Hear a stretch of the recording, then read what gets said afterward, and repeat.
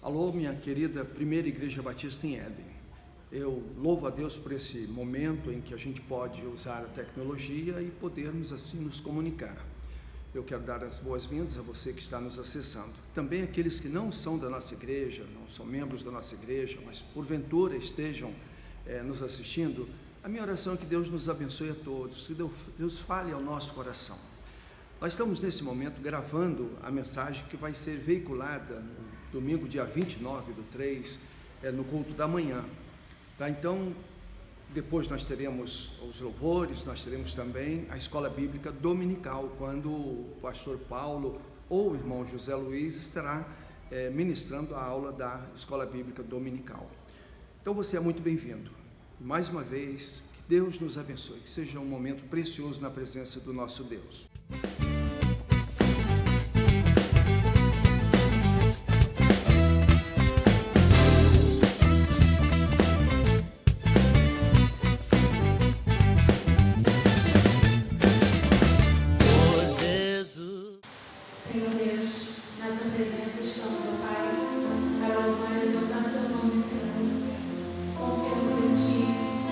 Descansamos, porque Pai de Deus é amor, Deus de cuidado.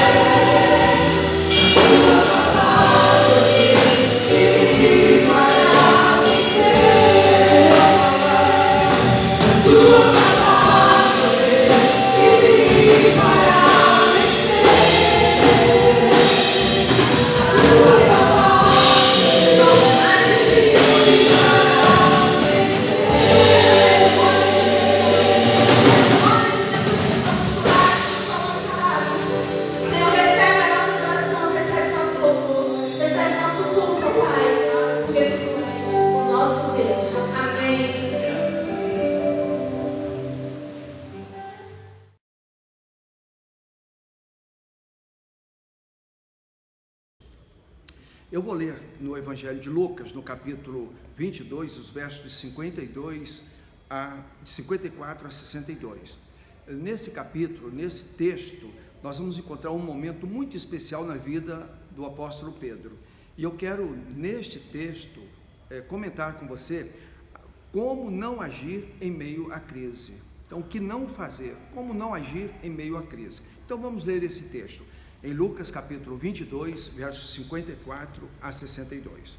O texto nos diz o seguinte: então, prendendo-o, levaram-no para a casa do sumo sacerdote. Pedro os seguia à distância, mas quando acenderam fogo no meio do pátio e se assentaram ao redor dele, Pedro sentou-se com eles. Uma criada o viu sentado ali à luz do fogo, olhou fixamente para ele e disse: este homem estava com ele. Mas ele negou: mulher, não o conheço. Pouco depois, um outro homem o viu e disse: você também é um deles. Homem, não sou, respondeu Pedro. Cerca de 1 hora mais tarde, outro afirmou: certamente este homem estava com ele, pois é galileu. Pedro respondeu: homem, não sei o que você está falando. Falava ele ainda quando o galo cantou. O Senhor voltou-se e olhou diretamente para Pedro. Então Pedro se lembrou da palavra do Senhor que ele tinha dito: antes que o galo cante hoje, você me negará 3 vezes. Saindo Pedro dali, chorou amargamente. Amém? Então que Deus nos abençoe. Eu quero nesse momento orar, quero falar com o nosso Deus. Vamos orar.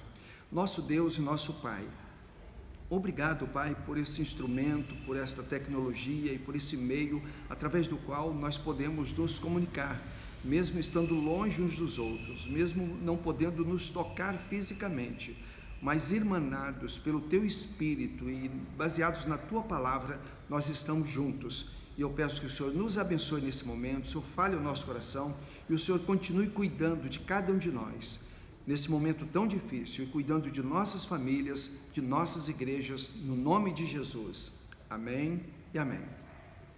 Então, esse texto ele nos diz o que como não agir em meio à crise. Então, como não agir? O que não fazer no meio da crise? Em primeiro lugar, não seguir a Jesus de longe. O apóstolo Pedro também estava vivendo uma crise. Olha, Pedro deixou tudo para seguir a Jesus. Passou 3 anos ali aos pés de Jesus, aprendendo com Jesus, e agora está um apóstolo pronto para continuar a obra de Jesus. Mas nesse momento Jesus é levado preso. Jesus avisara a eles que ele seria morto, seria pendurado numa cruz. Então, para Pedro tudo havia acabado. E para ele era uma crise, instalou-se uma crise na vida do apóstolo Pedro. E Pedro então toma essa atitude, ele segue a Jesus de longe. Então, o que não fazer em meio a uma crise? Não seguir Jesus de longe. No verso 54 diz: então, prendendo-o, levaram-no para a casa do sumo sacerdote. Pedro os seguia à distância. Então Pedro vai à distância, ele não quer um compromisso, ele não quer comprometimento, ele não quer ficar muito perto, ele está ali como agora se chama um isentão. Então ele tenta ficar omisso, escondido no meio da multidão, então seguindo a Jesus de longe. Faltou em Pedro o compromisso. Nesses momentos de crise nós não podemos nos esquecer que nós somos de Jesus e que Jesus está conosco e que nós precisamos continuar comprometidos com Jesus e desenvolvendo os compromissos que nós temos com Ele. Nós não podemos seguir a Jesus de longe. Pedro, nesse momento, ele tenta ocultar-se, ele tenta ficar no meio da multidão, então ele não se expõe, ele não levanta a sua voz para dizer: eu sou de Jesus, eu creio na palavra de Jesus e eu não arredo o pé disso. Ele também, Pedro, antes desse momento, ele havia tomado uma atitude autossuficiente. Como muitas das vezes nós, nesses momentos de crises, ou na previsão de uma crise, nós achamos que nós vamos sobreviver sozinhos, nós não vamos depender uns dos outros, nós não vamos precisar da família, nós não vamos precisar do patrão ou do empregado. Então nós vamos sair dessa sozinhos, afinal de contas nós somos os caras. Então Pedro, ele teve uma atitude de autossuficiência.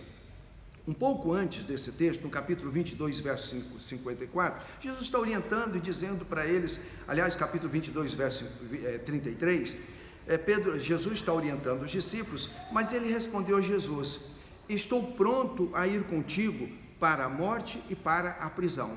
Veja que antes Pedro disse para Jesus: Jesus, eu estou pronto para ir contigo, aconteça o que acontecer, eu vou correr todos os riscos, eu não vou negar, eu não vou me corromper, eu não vou te seguir de longe, eu não vou me colocar no meio da multidão tentando me omitir, não, eu vou ser um comprometido. Mas exatamente na hora que ele precisa assumir o compromisso, ele segue a Jesus de longe. Ele então não está pertinho de Jesus. Pedro não confessa a sua fé. Ele precisava naquele momento dizer: eu creio em Jesus, eu continuo crendo em Jesus e eu vou continuar confiando no Senhor Jesus. Em Mateus capítulo 10, verso 32, o Senhor Jesus disse: aquele que me confessar diante dos homens, eu o confessarei diante do meu Pai que está nos céus. O apóstolo Pedro ali perdeu uma grande oportunidade de confessar a Jesus diante dos homens, de declarar a sua fé, de contar para eles ali quem realmente era Jesus. Ele negou a Jesus. Então Jesus disse: quando nós o confessamos diante dos homens, ele está nos confessando diante do Pai que está nos céus. Eu gosto de me lembrar de um garoto. O pai e a mãe colocaram o menino para dormir no quarto dele, e eles estavam tentando acostumar o menino a dormir sozinho no seu quarto. Tinha um quartinho do menino, do filho, mas o filho estava com medo, e o filho se levantou e veio, bateu na porta, entrou no quarto dos pais e chamou o pai e disse: pai, eu estou com medo de ficar lá, de dormir sozinho.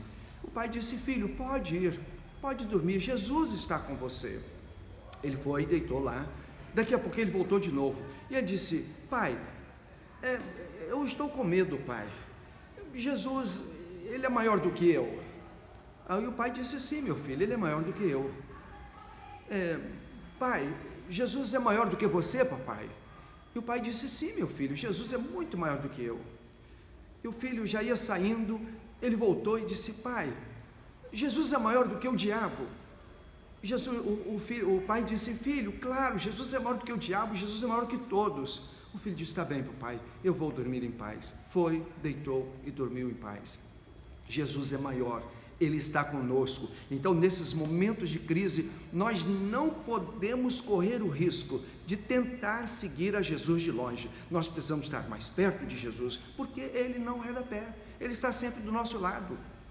Se houver uma distância entre nós e Jesus, somos nós que nos afastamos. Ele está sempre do nosso lado e nós precisamos continuar crendo nele. Ele é maior que todos, Ele é maior que essa crise. Ele pode nos ajudar e Ele quer continuar nos ajudando e Ele está conosco. Então, não siga a Jesus de longe nesse momento de crise. Segundo, não assente-se com aqueles que estão acendendo o fogo. Esse é o momento de nós estarmos, apesar de nós não podermos estar muito com as pessoas, nós estamos tendo o privilégio de estar em casa, mas através da tecnologia, através dos aplicativos, nós podemos estar nas nossas rodas, nós podemos estar assentados, conectados com grupos. Então é o Face, é o Zap, é o Zoom, são tantos aplicativos e nós podemos estar com eles. Então, nesse momento, eu quero te convidar a não estar assentado com aqueles que estão acendendo fogo. Eles querem... Nós temos que pensar, nós temos que ser mais espertos. Eu tenho pensado nesses dias, eu tenho tentado muito não entrar nesse questionamento político e governamental. Entretanto, eu e você, nós precisamos entender o seguinte: todos os nossos políticos, todos os políticos desse querido Brasil, um grupo está tentando recuperar aquilo que perderam em 2018. Outro grupo está tentando manter aquilo que ganharam em 2018. E todos eles estão com os olhos fixos em 2022. E aí, eu e você, que somos crentes em Jesus, somos servos de Jesus, nós não podemos optar por um desses grupos. Nós não podemos comprar a briga de um desses grupos. Nós não podemos ficar nos dividindo em família, entre família por causa desses grupos. Nós não podemos começar uma briga ou manter uma briga, uma discussão entre nós colegas pastores por causa desse grupo. Eles sabem o que eles querem, ou estão lutando para recuperar o que perderam em 2018, ou estão lutando para manter o que ganharam em 2018, e todos estão com os olhos fixos em 2022, mas nós temos os nossos olhos voltados, nossos olhos fixados no Senhor Jesus. Então, nesses momentos em que você estiver nos seus grupos aí de bate-papo, de reunião e tal, tenha os olhos voltados para Jesus. Cuidado com aqueles que estão acendendo o fogo. Pedro assentou-se entre aqueles que estavam ali acendendo o fogo.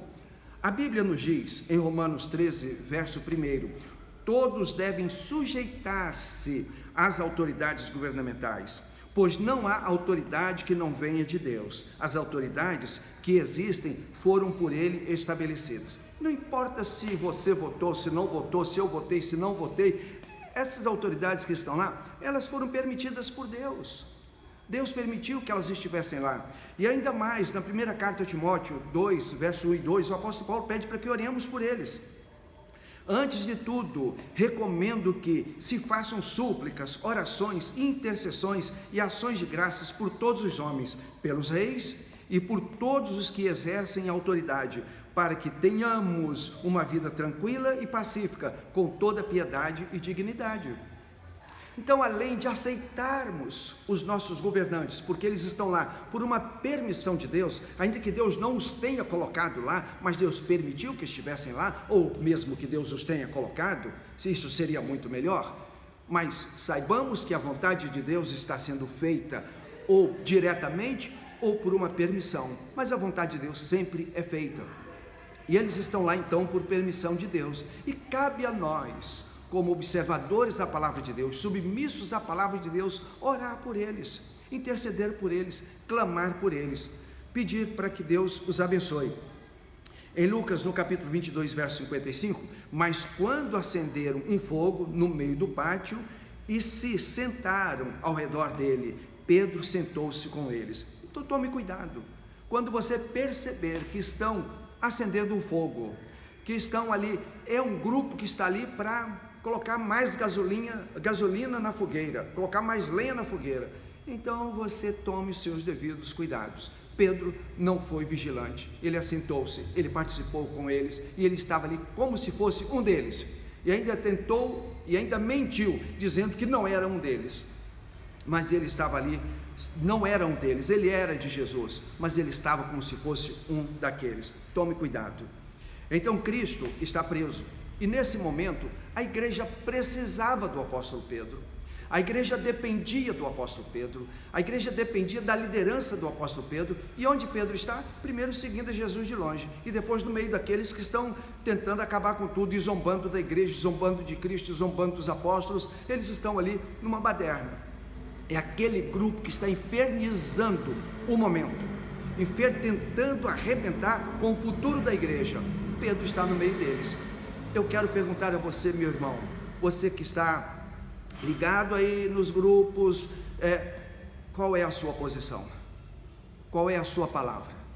Você está identificando-se como servo de Jesus e dando uma palavra para amenizar os questionamentos, ou você está jogando mais lenha na fogueira? Pedro estava lá, e Pedro estava dizendo: não, eu não sou de Jesus, eu sou igual a vocês. Eu estou aqui nessa bagunça e tentando fazer com que a coisa fique pior, porque quanto pior, melhor. Então veja o que não fazer: não assentar-se com aqueles que estão acendendo o fogo. Então, saiba disso. Hoje você pode estar entre os que acendem o fogo, no Face, no Zap, no Zoom, nos aplicativos, você pode estar assim. O pastor Nilson do Amaral Fanini, ele contava uma história, uma ilustração, e que eu sempre achei muito pertinente essa história que ele contava. Uma mulher estava em casa e ela percebeu, o jardim da casa dela, ela percebeu que os pássaros estavam revoando, e ela percebeu que eles estavam fazendo um barulho estranho, e ela foi ver. Quando ela, aliás, a história é a seguinte: ela percebeu que os pássaros, o casalzinho de pássaros, estava fazendo um ninho num galho da árvore, lá embaixo, aquele galho ali pendido lá perto do chão. E ela foi e tocou aquele casal de pássaros. Tocou, enxotou os pássaros para que eles pudessem fazer o ninho em outro lugar. Daqui a pouco ela voltou, então estão eles lá fazendo o ninho. E ela enxotou de novo. E daqui a pouco ela voltou, ela deixou. Eles fizeram o ninho ali. A fêmea veio, colocou os ovinhos. Passado então alguns dias, ela percebe que ela ouve aqueles pássaros em revoada e eles estão desesperados, e ela corre na janela para ver. Tinha uma serpente que subiu e estava ali bebendo os ovinhos daqueles pássaros. E ela disse: não avisei vocês? Eu não enxotei vocês? Vocês fizeram um ninho muito rasteiro, muito perto do chão. Então eu quero desafiar você agora, meu irmão, minha irmã, você que está me ouvindo. Nesse momento, veja nos grupos o que você está fazendo. Se você não está fazendo o seu ninho muito rasteiro, muito perto do chão, levante-se, fique perto de Jesus. Faça o seu ninho, seu aconchego, estabilize-se mais perto de Jesus, no mais alto que você puder. Como não agir no meio de uma crise? Não esquecer-se da palavra de Deus. Não se esquecer da palavra de Deus. Nós estamos hoje impactados, nós estamos hoje abarrotados de tantas mensagens, de tantas notícias, de tantas informações que nós recebemos de todos os lados sobre o coronavírus, sobre os problemas que nós temos aí com governos, com governantes, sobre os problemas econômicos, e problemas de abastecimento, e tantos problemas, são tantos problemas, e nós estamos envolvidos com todas essas informações, e nós nos esquecemos da palavra do Senhor. O texto que nós lemos em Lucas capítulo 22, no verso 61, diz assim: o Senhor voltou-se e olhou diretamente para Pedro. Então Pedro lembrou-se da palavra do Senhor que lhe tinha dito: antes que o galo cante hoje, você me negará 3 vezes. Veja, Pedro havia esquecido-se da palavra do Senhor Jesus. Falhamos, cometemos pecado, pecamos quantas vezes? Porque nos esquecemos da palavra do Senhor. Pedro havia esquecido da palavra do Senhor, e por isso ele falha, ele vai ficar no meio daqueles, ele se esconde de Jesus, se esconde no meio da multidão, ele tenta negar, ele nega Jesus. Então ele esqueceu-se da palavra do Senhor Jesus. Nós não podemos nos esquecer da palavra de Jesus. O Salmo 119, verso 11 diz: escondi a tua palavra no meu coração, para eu não pecar contra ti. Escondi a tua palavra no meu coração. Então é hora de você continuar ouvindo as notícias, continuar sendo bem informado. Você precisa continuar sendo bem informado, mas sem esquecer-se da palavra do Senhor Jesus. A grande falha de Pedro foi esquecer-se da palavra do Senhor Jesus. Ele esqueceu-se do que Jesus havia lhe dito. E Jesus tem sempre uma palavra para você. Continue em casa, com a família, lendo a palavra de Deus e conversando com o Senhor Jesus. Em quarto e último lugar, não persistir no erro. Como não agir no meio da crise? Não persistir no erro. O texto diz que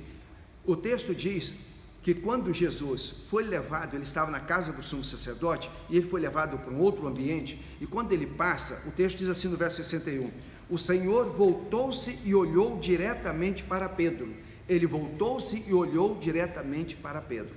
Há um comentarista que ele imagina que quando Jesus é levado de um local para o outro local, talvez ele passe por uma varanda, e no que ele passa por ali, ele olha para Pedro.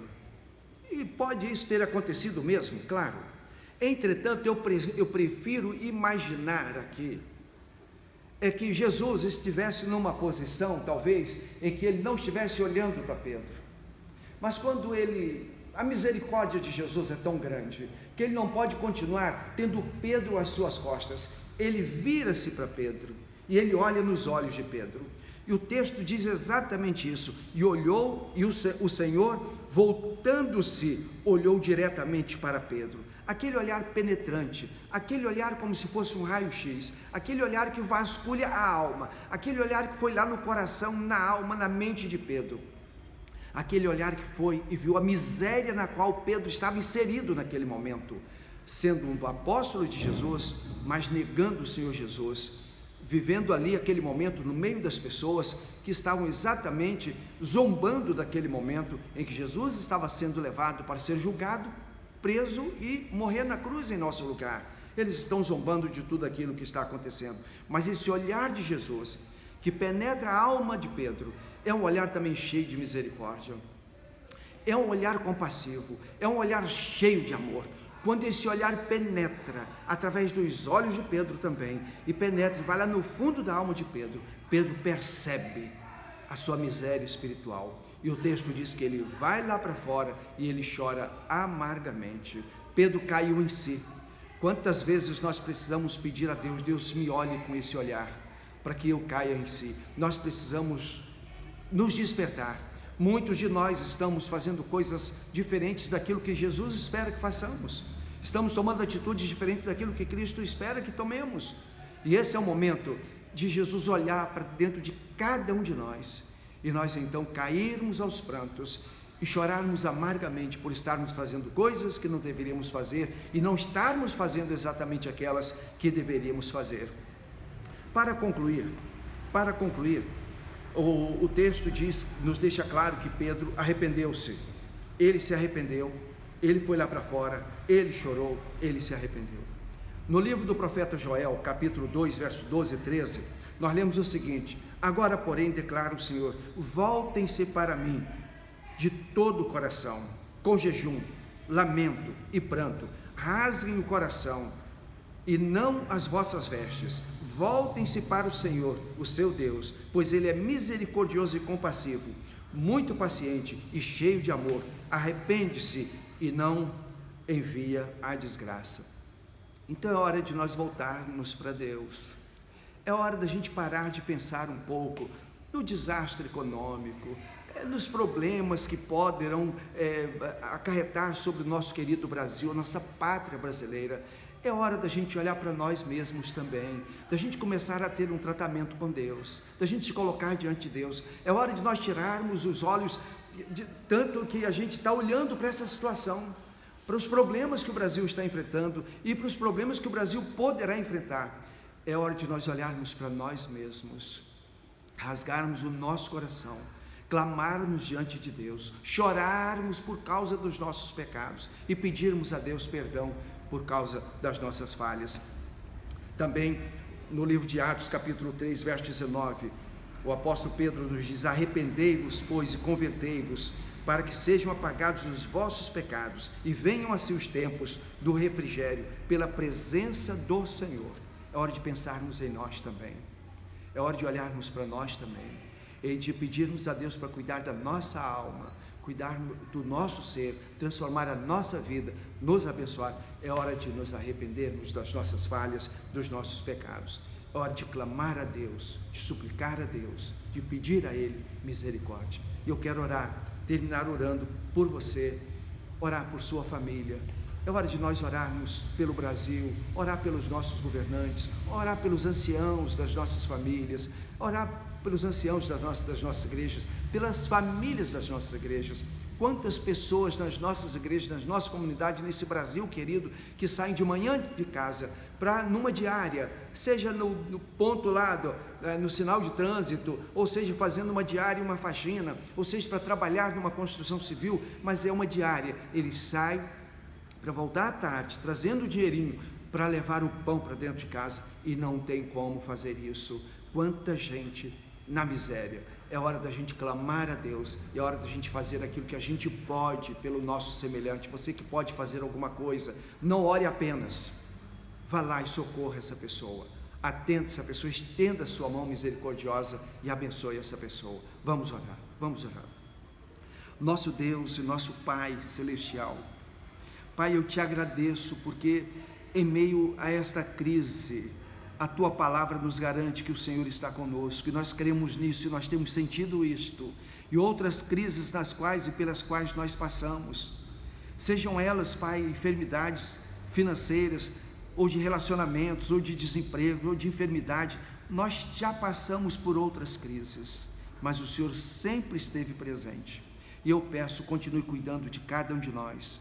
Pai, cuide das famílias da nossa igreja, cuide das famílias evangélicas, cuide das famílias que não são evangélicas, cuide das famílias do Brasil. Pai, abençoe, nos livre desse vírus, Pai, nos livre dessa enfermidade, Pai, dê que o Brasil possa se recuperar logo, Pai, dê que todos possam perceber que foi a mão do Senhor que fez isso. E eu quero pedir, Pai, tenha misericórdia dos nossos governantes, abençoe para que eles possam tomar medidas que ninguém entenda, mas as pessoas possam dizer: Deus está nesse negócio, Deus está nessas medidas. Depois todos possamos perceber que o Senhor abençoou e que eles fizeram exatamente aquilo que o Senhor queria que eles fizessem. Pai, continue cuidando de todos nós, continue cuidando da nossa pátria. Pai, sara, Pai, cura o nosso querido Brasil.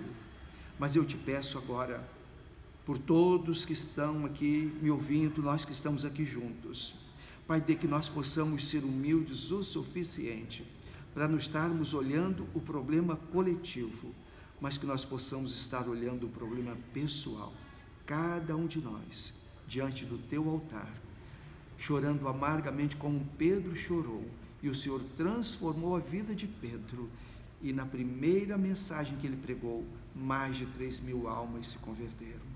Pai, faça isso na vida de cada um, transforme as nossas vidas e nos abençoe, em nome de Jesus. Amém e amém. Deus te abençoe. Nós vamos ter alguns cânticos e logo a seguir os cânticos nós teremos a lição da Escola Bíblica Dominical. Então que Deus nos abençoe. Esse é um domingo, o dia que o Senhor nos fez, e que esse seja um grande dia para mim, para você, para as nossas famílias, para a nossa igreja e para a nossa querida pátria. Quem sabe amanhã, segunda-feira, nós teremos notícias muito melhores, notícias alvissareiras, notícias de que esse vírus já está sendo debelado. Oremos por isso, para recebermos boas notícias, em nome de Jesus. Amém. Vamos pelejar, prosseguindo nosso andar, e com Ele então no céu nós iremos a paz gozar. Todos não vamos dar a Jesus. Ele é o nosso general e a glória do porvir. Em Jesus temos nós poder, avancemos já sem temer, confiando no seu amor, vamos lutar até vencer. Todos contra o mal e vamos a Jesus seguir. O nosso general e a glória do porvir. A graça e a paz para os irmãos da família PIB em Éden. Aqui estamos, é um prazer estar com os irmãos, dando continuidade a esse projeto de estarmos em comunhão com os irmãos, através de um dispositivo de mídia social, mas de um alcance vasto, e nós louvamos a Deus por essa oportunidade. Dando continuidade também às lições da Escola Bíblica Dominical, estaremos então compartilhando com os irmãos alguns ensinamentos sobre a nossa lição de número 11, do discípulo e as doutrinas básicas da Bíblia. Nós vamos usar pelo menos 2 textos, onde daremos continuidade para que os irmãos possam entender o tema, que são as doutrinas bíblicas básicas. Nós vamos nos basear inicialmente, que é um dos textos bíblicos da nossa lição, e nós faremos uso de Efésios capítulo 4, 14, que assim está registrado: para que não sejamos mais inconstantes como crianças, levados ao redor por todo o vento de doutrina, pela mentira dos homens, pela sua astúcia e invenção do erro. Também, na primeira carta de Pedro, capítulo 3, versículo 15, assim ficou registrado: antes santificai a Cristo como Senhor em vosso coração, estando sempre preparados para responder a todo aquele que vos pedir a razão da esperança que há em vós. Meus irmãos, o assunto maturidade cristã é uma necessidade imperiosa na igreja hoje, tanto para os novos quanto para os novos cristãos. e ela é de uma realidade, de uma importância tão grande que Deus, dentro desse contexto de importância, deixou relatados 2 textos que queria que os irmãos observassem quanto à importância da doutrina bíblica. Paulo, em sua primeira carta aos Coríntios, assim nos relata. 1 Coríntios 3, 1, 2 diz: E eu, irmão, não pude vos falar como espirituais, mas como a carnais, como a meninos em Cristo. Com leite vos criei, e não com carne, porque ainda não podias, e tão pouco ainda agora podeis. Paulo estava diante de uma comunidade cristã que havia dificuldades pela meninice ou a imaturidade deles por não conhecerem a palavra de Deus. E a imaturidade deles levava Paulo a não se aprofundar ainda em grandes ensinos que ele tinha, já que no capítulo 11 nós vemos que ele tem uma parte e uma profundidade nas revelações devido à sua intimidade com Deus. Ainda dentro da importância da doutrina bíblica, do conhecimento, o autor à carta aos Hebreus assim se relata falando sobre a maturidade cristã. Ele diz, capítulo 5, versículos 12 e 13 de Hebreus: Porque devendo já ser mestres pelo tempo, ainda necessitais de que se vos torne a ensinar quais sejam os primeiros rudimentos das palavras de Deus. E vos haveis feito tais que necessitais de leite, e não de sólidos mantimentos, porque qualquer que ainda se alimenta de leite, não está experimentado na palavra da justiça, porque é menino. O autor da carta aos Hebreus chama aqueles nossos irmãos daquela comunidade cristã de meninos na fé ainda. E queridos, está na hora da gente se aprofundar, a gente ter um conhecimento mais profundo, principalmente quando estamos dentro desse contexto de que, na realidade, epidemia também é tratada na Bíblia como uma peste. E no sermão escatológico de Jesus é um dos sinais da sua vinda. Portanto, isso é um exemplo de que temos que nos aprofundar, temos que amadurecer dentro das doutrinas básicas da Bíblia.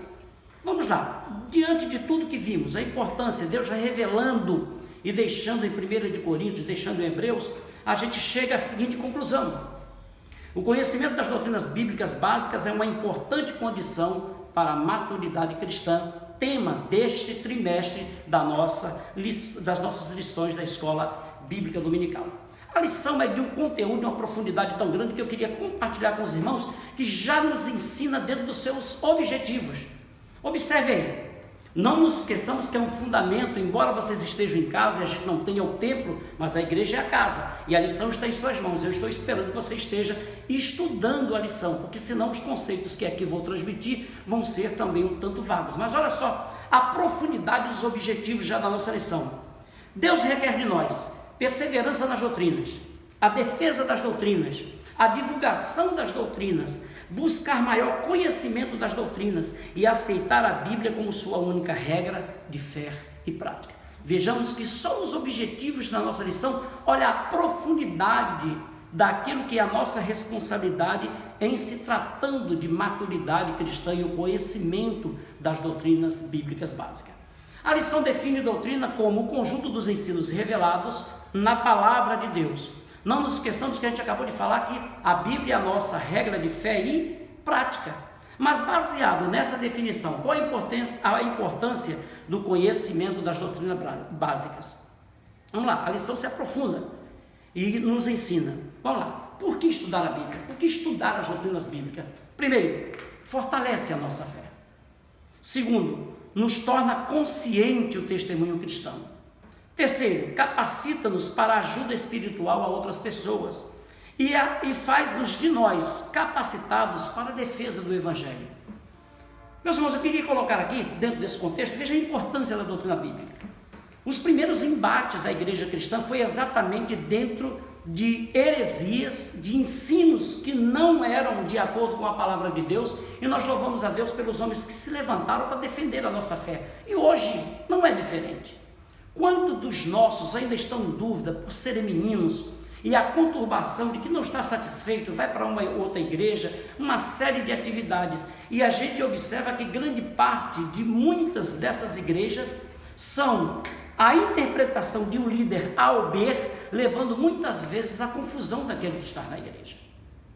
Então é preciso que, independente de qualquer uma outra coisa, a gente seja maduro. Assim como nós, batistas, e a gente tem defendido isso, as nossas doutrinas são todas elas tendo como base a Bíblia, a palavra de Deus. É por isso que dentro desse contexto, não nos esqueçamos, nós estudamos recentemente sobre os dons. E no capítulo 4, versículos 11 e diante da carta de Paulo aos Efésios, nós vemos Deus revelando através do seu Espírito a importância dos dons ministeriais.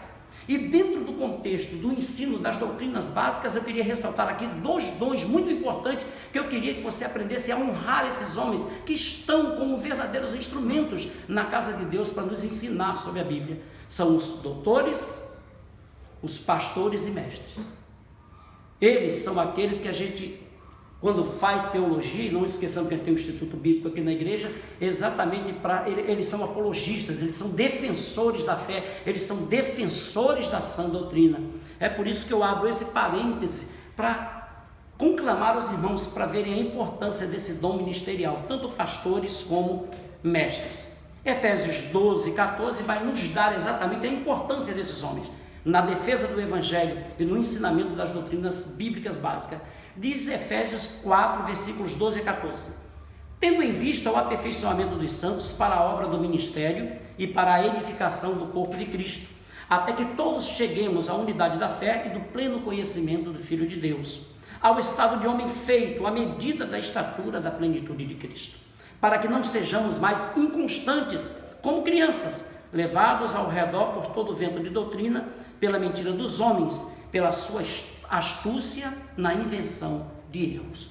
Então que saibamos, que procuremos conhecer com mais detalhes essas doutrinas básicas. Qual é o fundamento? O que temos a ganhar e a aprender para que nós sejamos meninos, para que a gente possa discernir o tempo, o momento que estamos vivendo. O coronavírus é apenas um despertar para todo o cumprimento daquilo que a Bíblia nos diz. E não nos esqueçamos, o Senhor é governo e tem tudo em suas mãos e sob o seu controle. Nunca esqueça isso, isso é uma doutrina bíblica. Então, qual seria a fonte das doutrinas cristãs? Nós não poderemos falar de doutrinas sem buscar a fonte, a origem primária, exatamente no qual nos baseamos essas doutrinas. Não poderia ser outra. Todas as doutrinas essenciais à salvação e à vida cristã estão declaradas com muita clareza na Bíblia. Ela é a fonte das doutrinas cristãs. Nós não poderemos. Paulo chega a dizer numa ocasião aos Gálatas, eles estavam vivendo, e quando eu falo lá da antiguidade, do início da igreja, que tivemos grande embate exatamente pela defesa das nossas doutrinas, e de que uma das grandes calamidades inicialmente era exatamente a dos judaizantes, ou de pessoas que queriam ensinar um outro evangelho diferente de Paulo. E é bem proveitoso nos lembrar que na carta de Paulo aos Gálatas, no capítulo 1, ele disse: ainda que um anjo descesse, se ensinar e pregar outra doutrina, outro evangelho, que não seja esse, que esteja nas Sagradas Escrituras, seja anátema. Ele já dizia, a palavra anátema é maldição, ele já dizia, se incorrermos nos erros e heresias, e não estivermos atentos à palavra de Deus, nós sofreríamos com uma maldição, que é exatamente a dúvida ou a incerteza. Então, todas as doutrinas essenciais, a salvação e a vida, todas elas estão declaradas na nossa Bíblia Sagrada. Vamos então para o respaldo na Bíblia? 2 de Timóteo 3,16 diz: toda a escritura é divinamente inspirada e proveitosa para ensinar, para repreender, para corrigir e para instruir em justiça. Então nós não temos outra fonte de doutrina, não temos outra fonte de ensinamento que não a palavra de Deus, que foi revelada por Deus e foi inspirada por Deus. Mas como entender a vontade de Deus quanto às doutrinas? O que nos ensina a lição? O que a lição nos propõe quanto a isso? Ela nos propõe que todos os discípulos conheçam as doutrinas básicas da fé cristã. Num segundo aspecto, é isso que está registrado em 2 de Pedro 3, 17 e 18. Ele diz: portanto, amados, sabendo disso de antemão, guardai-vos para que não sejais desencaminhados pelo engano de homens sem princípios, vindo a perder a vossa firmeza. Antes crescei na graça e no conhecimento do nosso Senhor e Salvador Jesus Cristo. A Ele seja dada a glória, agora e na eternidade. Então, a vontade de Deus quanto às doutrinas bíblicas básicas é que todos nós, discípulos dele, conheçamos essas doutrinas que são a base da fé cristã. Vamos lá. Chamamos a atenção. Na Bíblia encontramos as doutrinas básicas de nossa fé como um todo. Nós, particularmente, temos nas Escrituras uma doutrina que se refere a ela mesma. A própria Bíblia explica a Bíblia.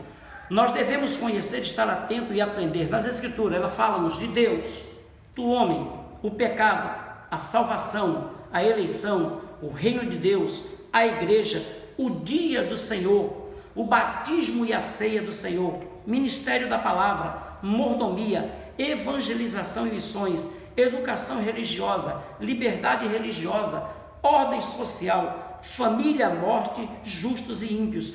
Tudo isso são doutrinas que lá estão na palavra de Deus. Antes de qualquer um conceito, nós louvamos a Deus pelo dom do homem escrever livros, ter essa condição de criar uma série de coisas. Temos livros motivacionais, principalmente quanto ao cristianismo, acerca de livros belíssimos, mas nada vai te dar firmeza, nada vai te ajudar nessa caminhada, que não sejam os ensinamentos da palavra de Deus. Lá está. Como se portar como filhos, quanto ao casamento, como lidar com a sociedade, como lidar com as autoridades. Talvez você esteja conturbado, tenha lido algum texto que tenha despertado. Por que fechamos as igrejas? A Bíblia diz, em Romanos capítulo 13, que estejamos sujeitos às autoridades, porque elas vêm de Deus. Isso é um ensinamento, meus irmãos, e não devemos contrariá-lo. Perfeito? Aonde encontramos tal ensinamento? É por isso que nesse momento, essas doutrinas básicas são essenciais exatamente para que nós possamos solidificarmos as nossas fé. E quantas promessas dentro do ensinamento. Não se deixe abater a despeito de todas as coisas que possam vir e seja contrário, até a uma interpretação pessoal. E chama atenção, nenhuma interpretação pessoal, ela pode ir além se não estiver com a autenticação da palavra de Deus, senão vai ser apenas um conceito que gostaria de ensinar para vocês. Neste momento, quando falamos de doutrinas, quando falamos da Bíblia, quando falamos da palavra de Deus como regra de fé, é preciso distinguirmos algumas coisas que confundimos ainda.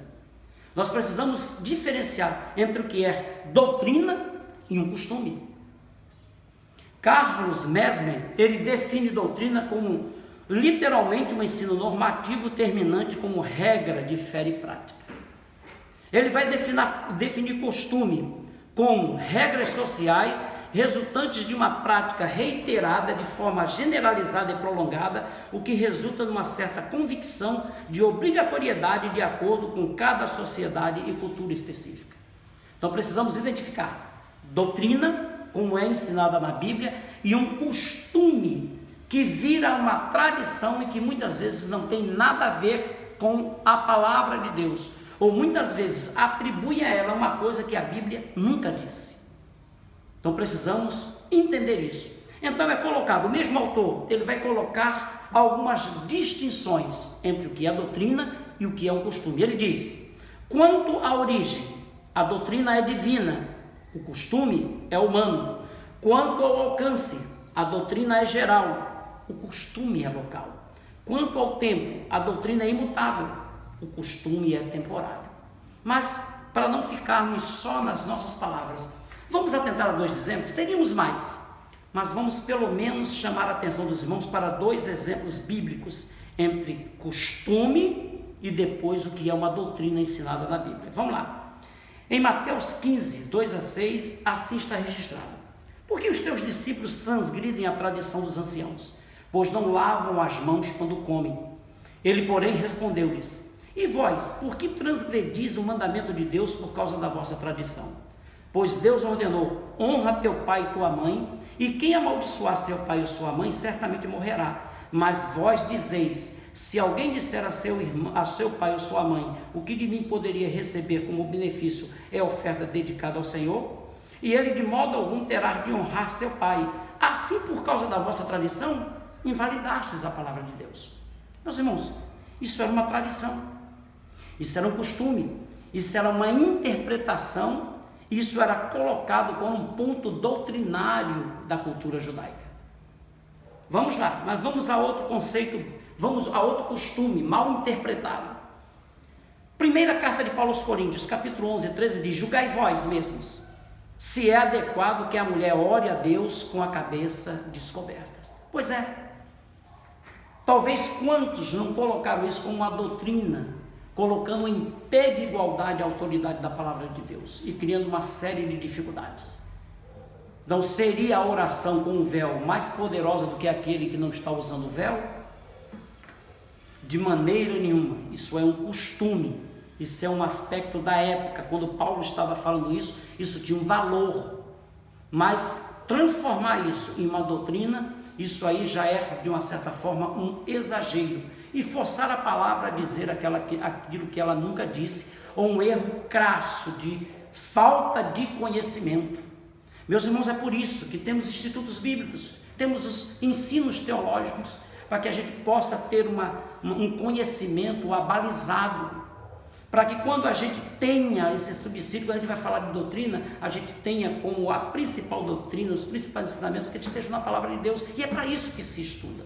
E nós louvamos a Deus. Mais uma vez eu faço referência aos homens que têm se esmerado para aprender. Dizer que vamos ser perfeitos, não, a gente vai errar menos, mas a gente tem a palavra e a compreensão do que foi dito, ou a compreensão mais próximo do que aquele homem, quando tinha e escreveu primeiro aquele documento, o que ele estava dizendo, ou nos aproximemos e que a gente possa ensinar a coisa corretamente como ela é. Mas citamos alguns costumes que viraram tradições, que trouxeram problemas, que chega em pleno século XX. Nós conhecemos grupos e comunidades cristãos que ainda usam o véu, usam pão asmos, numa interpretação própria deles. Mas vamos lá, isso é um costume. Agora vamos entender doutrinas bíblicas. O que a Bíblia ensina? João capítulo 6, versículo 40 diz: porque esta é a vontade de meu Pai, que todo aquele que vê o Filho e nele crer tenha a vida eterna, e eu o ressuscitarei no último dia. Doutrina bíblica, a ressurreição, meus irmãos, é ensinado na Bíblia, isso é claro. Aquele que morre no Senhor, lá na primeira carta de Paulo aos Tessalonicenses, capítulo 4, versículos 13 em diante, diz exatamente: Deus o trará de volta, Deus o ressuscitará. Isso é um ensinamento bíblico. É nisso que você tem que fundamentar a sua fé e a sua esperança. Mas vamos lá, outro texto. Atos capítulo 1, versículo 11. Vamos ver um ensinamento, uma doutrina bíblica, pois é ensinada na Bíblia e atestada por ela. Atos 1:11, que lhes disseram, homens galileus, por que estáis olhando para o céu?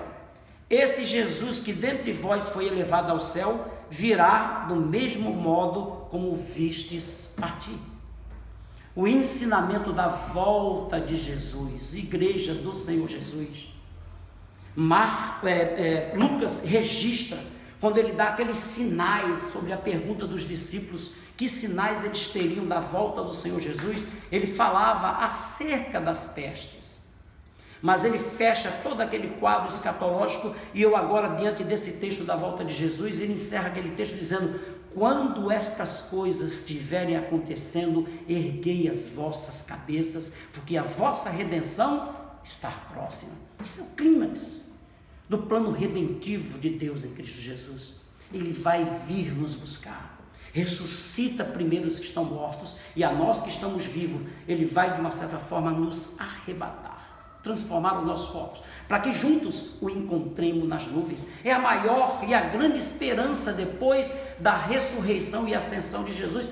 Igreja do Senhor Jesus, meus irmãos, família PIB, isso é promessa, isso é um ensino, e isso é verdadeiro. Vamos mais outro ensinamento e outra doutrina básica bíblica. Hebreus 9:27, e como está ordenado aos homens morrerem uma só vez, vindo depois o juízo.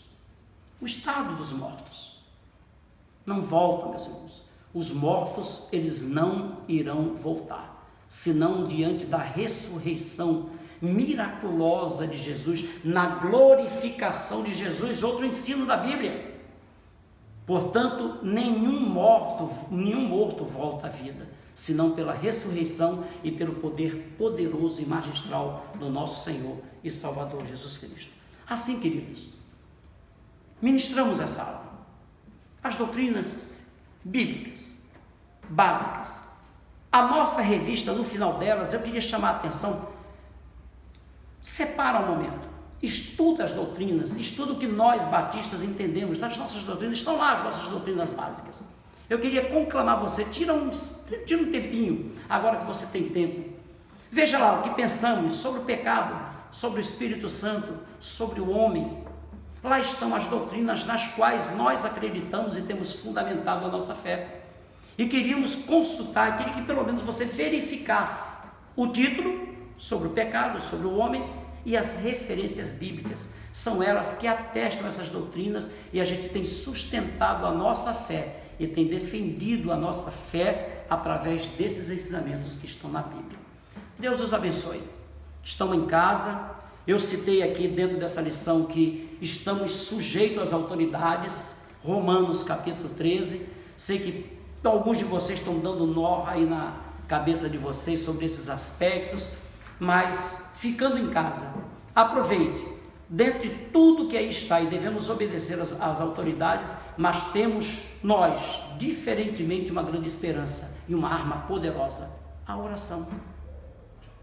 E junto com a oração, temos a vigilância, e essa vigilância é aquela que diz para você ter cuidado, aonde coloca as mãos, a asepsia das mãos, o cuidado aonde vai, mantenha uma certa distância, observe quem está ao seu redor e o local em que você está e tome o cuidado, pois eu vou usar o símbolo do álcool gel. O álcool gel na realidade é um aspecto de vigilância. Então oremos pela nossa família, pela nossa igreja, pela igreja de Deus em todo o mundo.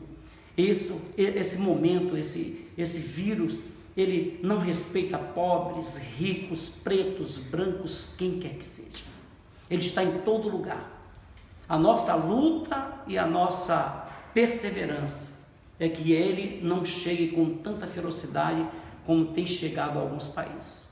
Então Deus os abençoe, foi um prazer de estar com vocês, saudade de vê-los, né? Frente a frente, olho no olho, mas acredite, eu acredito, tudo tem um propósito. Lá na frente a gente vai descobrir. E não nos esqueçamos, quando essas coisas estiverem acontecendo, ergam as vossas cabeças aos céus, glorifiquem, que a nossa redenção está próxima. Deus os abençoe, em nome de Jesus. Amém.